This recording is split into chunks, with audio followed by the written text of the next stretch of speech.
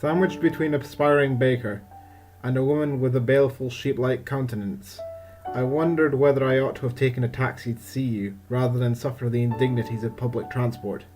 But no, the rain was torrential, and while declaring my love for you as it poured would have already added a certain dramatic factor, I feared looking like a drowned rat would really not make this any easier.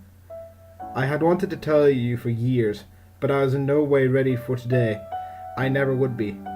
The nervous jittering of my leg added a disapproving look from the banker. I gave him an insincere smile and an unsatisfactory apology before going back to ignoring him. Over the wheezing protests of aged metal, I could hear the crackle of the elderly tannoy system being forced into life. The train shuddered to a halt as the voice bestowed a hotly reminder to please mind the gap. 3 stops left. I tried to tell myself that my worries were irrational. I'd known you since I was 6. I must have seen you a million times since then. I could still remember the first time we met, when life was simpler and battles could be fought and won in playgrounds.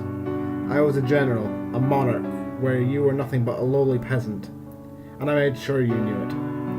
For the duration of each playtime, I ruled supreme until you arrived. I offered you a place in the ranks of my army, and to everyone's surprise, you refused. Instead, you announced you were starting your own group, a force for good who would stand for peace and non-violence. Then you announced that anyone who did not join you would be executed on the spot. I think that's when I knew I had found an equal in you. We battled as opposing forces for nearly a week before declaring a truce and amalgamating our armies. It was a promising start to our friendship. I was torn out of my reverie by an indistinct announcement. Time was slipping away all too fast. Only 2 stops left. The downpour had eased off to a drizzle as raindrops raced each other lazily across the windows, and outside people emerged from the safety of their umbrellas. It was rain like this that first made me fall in love with you. We had been friends for years, but that day I finally admitted to myself that I had feelings for you. It was your idea, of course. I abhorred exercise. I think I only agreed to go for the opportunity to skip school. We had already planned to climb the Great Hill, so that day we launched our expedition. It loomed far above us, an unspoken dare we could not refuse. And though this may have been a result of our complete lack of experience or suitable footwear, rather than because of the difficulty of the hike, it was a struggle to reach the top. I think I gave up and turned back about 5 times, but you just continued to tug me determinedly onwards, insisting it would all be worth it for the view. When we eventually hit the summit, the clouds had slumped down onto the land, wreathing the hill in a fog that chilled us to the bone as the promised view faded into a wall of white. I started to shout at you then, berating you for your pointless, fruitless scheme. You managed to keep a straight face for all of 3 seconds before bubbling into laughter.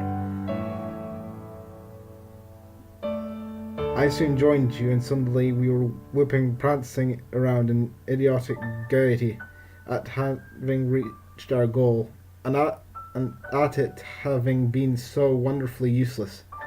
We danced in the rain as logic was lost in the face of a moment of inexplicable happiness. We caught each other's hands and spun round so wildly I lost my balance and fell.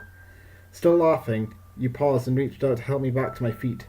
I looked up to you with your bedraggled fair hair dripping into your eyes, your clothes stained with mud, your face red with humour and exertion, and I thought you looked beautiful. It was at the moment of little consequence, but for me it was the catalyst for a lifetime of unrequited love. We celebrated our victory over the tyranny of rationality with foolish, ridiculous joy, and I loved you for it. 1 stop left now. Perhaps it would be better if I never arrived, if I just kept sitting here, isolated from life and all of its problems. I could stay on this train forever, watching the world pass by. At the other end of the carriage, a toddler began to scream his displeasure at the injustice of having to wear a hat, and I re-evaluated my plans to become a permanent train dweller. As the banker turned the page of his newspaper, a headline caught my eye and my heart skipped a beat. When you first told me you were going to be an aid worker, I could see the tentative excitement in your eyes, the eagerness in your restless limbs, and was stunned uncharacteristic silence. Perhaps I shouldn't have been surprised. Even when we were young, you always stood up for what was right. To be shipped off to some distant land, to help those in need, was exactly the kind of thing you'd always dreamed of. I never thought you'd actually do it. We hugged at the airport, squeezing tight enough to hurt, but we didn't say goodbye, just looked into each other's eyes. I thought about telling you then, telling you I loved you, just once before you left. I didn't, of course. What I said instead was, you better come back safe, or else. You gave me a mock salute and a wide grin as you boarded the plane. I hadn't seen you again since then. I told myself if I could only live through that day, I could face anything. I wished I still had the fearlessness and bravado of my younger self.